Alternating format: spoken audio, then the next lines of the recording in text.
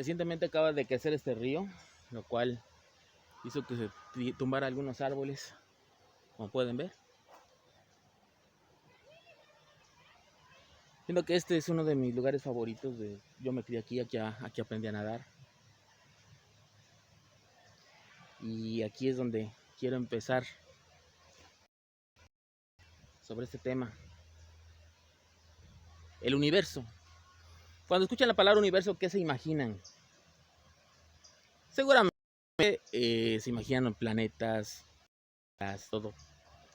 Pero porque es en base a lo que conocemos ahora. Pero si vemos quiénes inventaron esa palabra prácticamente los griegos, se hicieron esa pregunta, más bien bautizaron como universo a todo lo que vemos. Todo lo que vemos, lo que se puede ver, el agua, el aire, las plantas, cosas que siempre han estado ahí. Pues bien, pero ellos hicieron que tres componentes. Actualmente, si nos preguntamos cuáles son los componentes del universo, ¿de qué está hecho el universo?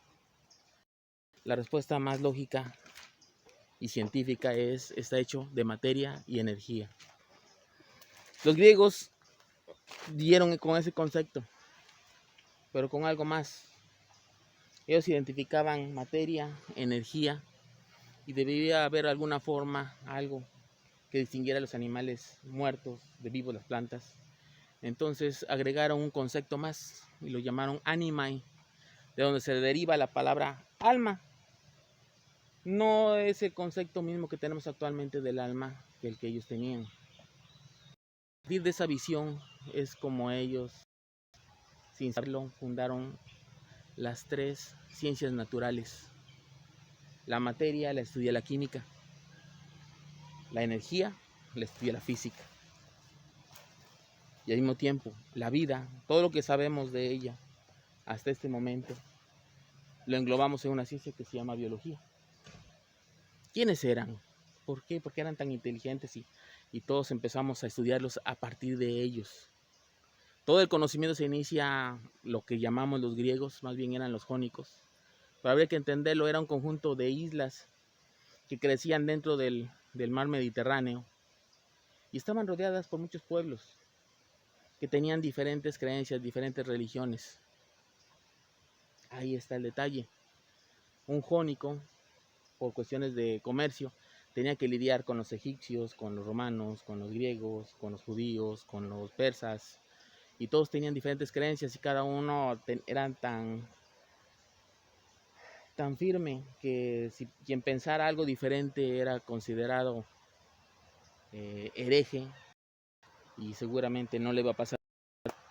Pero ellos estaban en medio de todos, lo cual les dio cierta libertad de pensamiento. Si no era posible que todos estuvieran en lo cierto, así que si alguien podía estar equivocado, ¿y por qué no todos? ¿Y por qué ajustarse a las creencias de unos acerca del origen del universo? El que hubiera muchos dioses o el que hubiera uno solo. Entonces empezar a pensar prácticamente en base a los hechos, de una forma más libre, que no necesariamente incluyera una forma de creer, sino empezar a defender lo que observaban. Así se inicia la filosofía. Y prácticamente el primer filósofo que tenemos noticia, el primero que está registrado, 600 años antes de Cristo, es Tales de Mileto. ¿Quién era? Y más que quién era, es prácticamente cuál era su visión. Tales de Mileto es el primero en empezar a estudiar el magnetismo. También es creador del teorema de Tales, por el cual podemos medir una distancia indirectamente gracias a un ángulo. Pero otro detalle es que él empieza a pensar cómo está hecho el universo, de qué está hecha la materia, y empieza a pensar que todo está hecho de agua. Surgen otros que difieren de opinión. Anaxímenes pensaba que todo estaba hecho de aire. Surge otro contemporáneo, Heráclito, que se dice que es el filósofo del cambio, el primero que menciona el concepto de evolución, que todo cambia, y él piensa que un tercer elemento es el fuego. Empédocles es el primer filósofo en manejar los 4 elementos. 4 elementos, y prácticamente es la primera hipótesis o teoría concretada, la hizo Aristóteles. En ese entonces también surge Demócrito de Abdera, Leucipo de Mileto, con la primera idea de que un constituyente al que llamaron átomo, un constituyente que no se podía dividir, la parte más pequeña de la materia. Y por las ideas de Aristóteles, y que fue precisamente tan famoso, prácticamente se perdió esa idea. Sin embargo, se vino a retomar prácticamente mucho después, en el Renacimiento, en la era moderna, prácticamente para la primera teoría atómica de John Dalton, basada prácticamente en el átomo y el descubrimiento de elementos, que prácticamente tenemos la idea y el conocimiento de que el átomo de un elemento no es exactamente igual al átomo de otro elemento. Entonces se inicia la química, la física y la biología. Y prácticamente este concepto, aunque se ha perdido, es una buena forma de iniciar la introducción a cualquiera de esas ciencias. Entonces estoy haciendo este video tanto para química, para física, y también sirve para biología y para quien quiera utilizarlo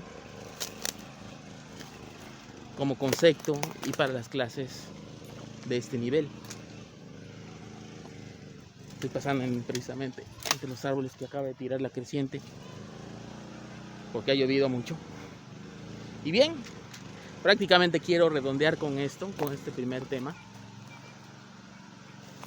en el que precisamente así es como iniciamos el conocimiento y el concepto de lo que es una ciencia, cómo se inicia el pensamiento, y que es una historia ardua e interesante que podemos empezar a analizar con este punto.